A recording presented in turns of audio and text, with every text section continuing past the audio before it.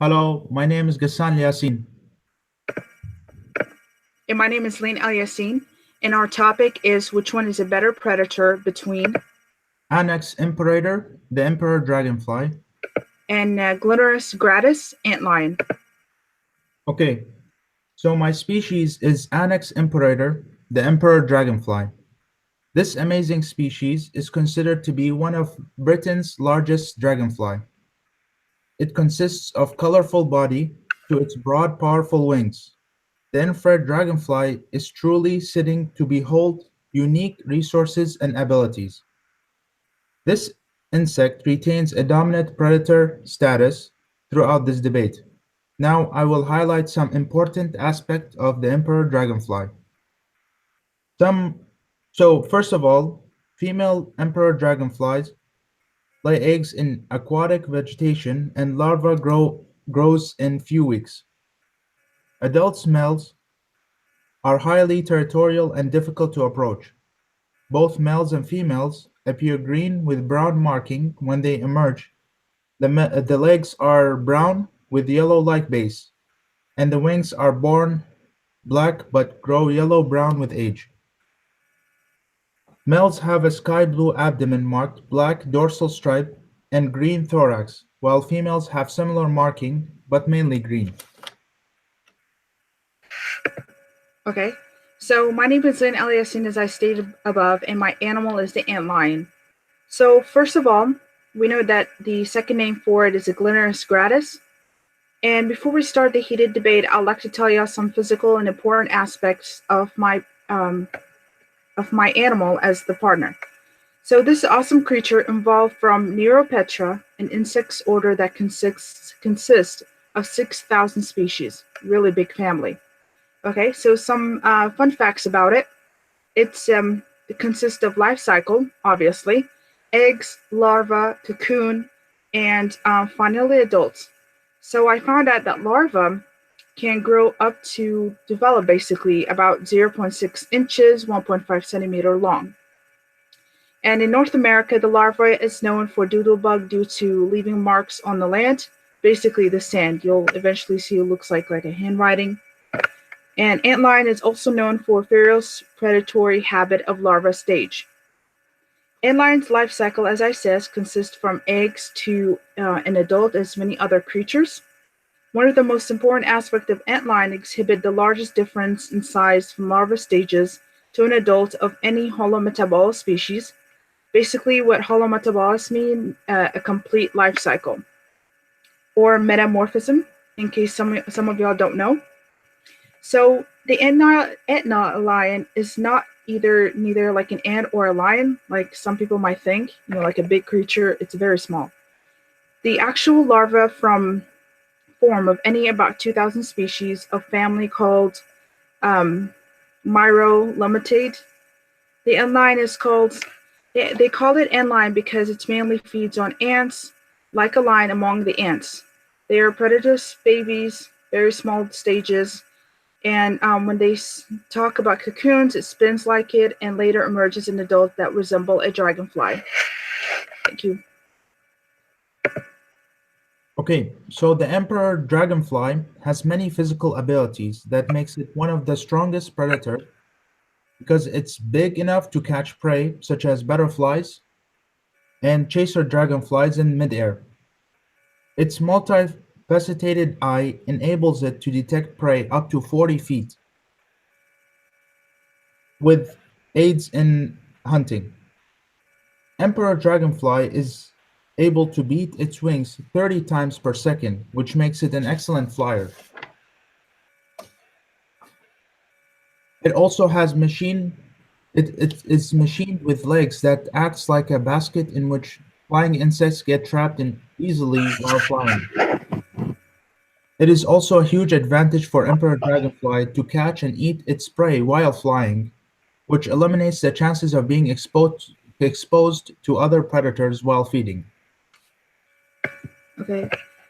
Before I start my rebuttal, I forgot to add some information.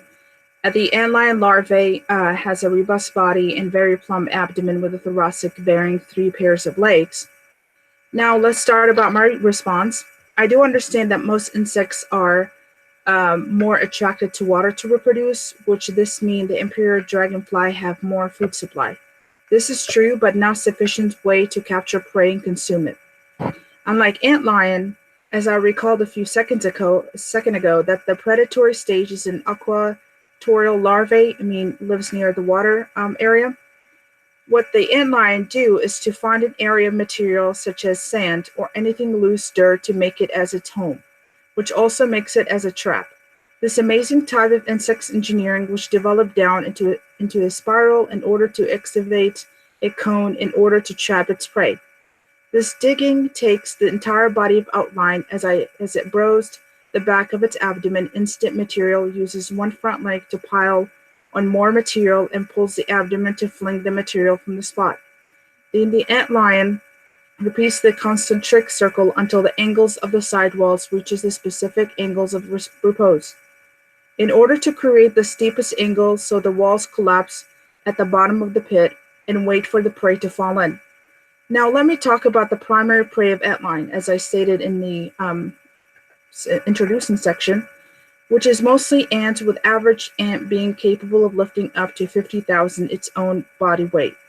These ants run about 800 times per minute, which makes it a healthy primary source to antlion berry nutrients. After I explained the technique of how antlion captures the prey and the primary source, now let me explain how the antlion gets the contact with the prey. Well, at first, antlion makes sure that the prey, which is in case an ant, always trapped at the bottom of the pit by throwing dirt at it. Then antlion grabs the prey and injects a paralyzing venom, makes it unable to move before sucking the inside of the prey. Yuck. Finally, antlion is seen to have a long occupied a place in human society and culture, which can be found in US, Africa, and Australia. Based on tremendous insect engineering and advanced predatory technique, I say that antlion is a better predator.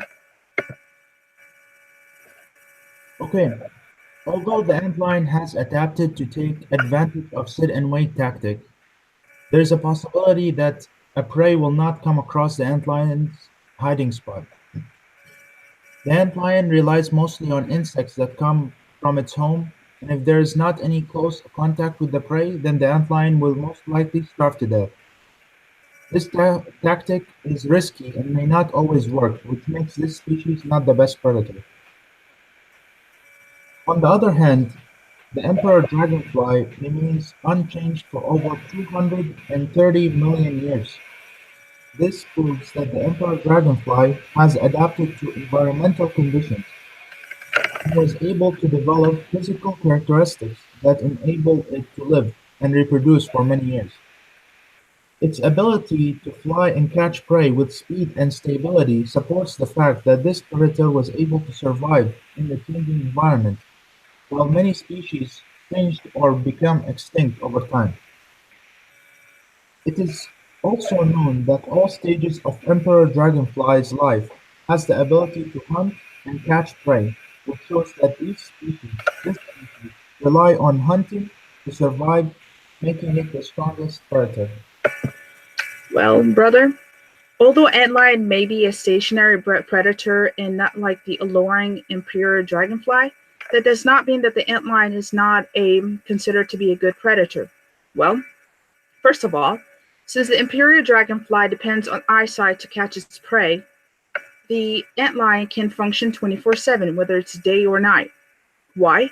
Which means it can use a predator tactic in dark or light by using the thousand of the hair in its body, or as a vibration for nearby prey instead of looking it through the eye.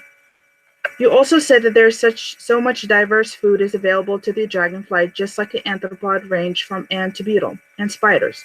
But another important feature that you forgot to mention, that the machine with the legs that act like a basket. Sorry. The features that antlion has no natural predator. It means they don't have to worry about being eaten by a big animal or other species. They do not need to be afraid. While the dragonfly, on the other hand, has many, many natural predators, like water bugs, spiders, fish, birds, and other kinds of dragonfly. Okay, that's a good point. As I mentioned before, the emperor dragonfly has many physical abilities that enable it to survive and reproduce for millions of years. Its ability to catch prey while flying places this species in the top of the insect predator list. This species may be used in research to determine how it evolved to have many weapons or tools in its body to catch its prey. This species may be used in research to determine how it evolved to have many weapons or tools in its body to catch its prey and protect itself from harsh environmental conditions. It is important to study this species to develop a general idea of how a dragonfly developed such tactics for hunting and also to know how it survived in those million years and did not get extinct like most other species. Mm. Thank you for the closing statement. As I mentioned before, antlion is seen in the culture like literature in classical times. This amazing little creature provides an average tactic to trap its own prey in a pit that provide no escape, which then poison the victim and sucks their inside, to keep it from the prey to escape or, provide a protection. As in society that its creature is in small size and prey on its ants rather than a bigger size like human, that's gonna be weird and dangerous, which will be a complete nightmare. As I referenced previously, I think that antlion is an amazing creature that developed a genius tactic to capture the prey, which shows a tuned evolution, makes it a superior predator as an opposed to imperial dragonfly with multiple enemies.